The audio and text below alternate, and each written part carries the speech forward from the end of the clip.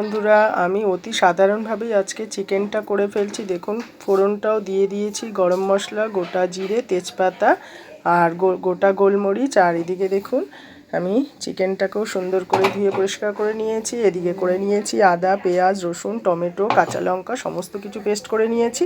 আজ আমি একটুখানি পেঁপে দিয়ে করব। পেঁপেটা একটু সেদ্ধ করে নিয়েছি, আলুটাও কিন্তু ভেজে ফেলেছি। এইভাবে আমি চিকেনটা শুরু করে দিলাম রান্নাটা। এইবার আমি মশলাগুলোকে দিয়ে দিচ্ছি। মশলাগুলো দিয়ে বেশ করে কষিয়ে তারপর এক এক করে আমি সব কিছু দিয়ে দেব।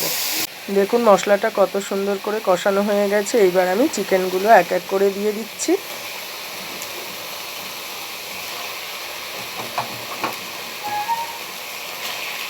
সমস্ত চিকেনগুলো দিয়ে এরপর আমি নেড়ে চেড়ে আবারও একটু কষতে সময় দেব। আর সঙ্গে দিয়ে দিচ্ছি হলুদ আর নুন।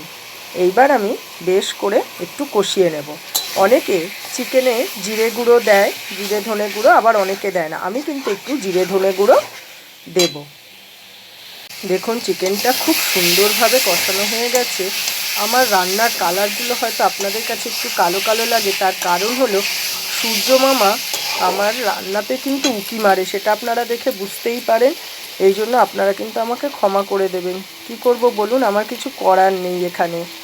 এখন কষানোটা কত সুন্দরভাবে হয়ে গেছে, আর এই কষানোর যে ফ্লেভারটা বেরোয় না, অসাধারণ লাগে। এরপর আমি দিয়ে দিচ্ছি গোলমরিচ গুঁড়ো। গোলমরিচ গুঁড়োটা দিয়ে একটু নেড়ে চেড়ে আবারও আমি একটু কষিয়ে নেব। এরপর আমি দিয়ে দিচ্ছি সেদ্ধ করা পেঁপেটা, আর দিয়ে দেব আলুটা। আমি কিন্তু আলুটা আগেই ভেজে নিয়েছিলাম, আমি হলুদ না দিয়েই ভেজেছি। এরপর আমি আবারও একটু সুন্দরভাবে কষিয়ে নিচ্ছি। আর সূর্যমামা যে উঁকি মারছে সেটা আপনারা আমার রান্নাতে বুঝতেই পারছেন। রেডি।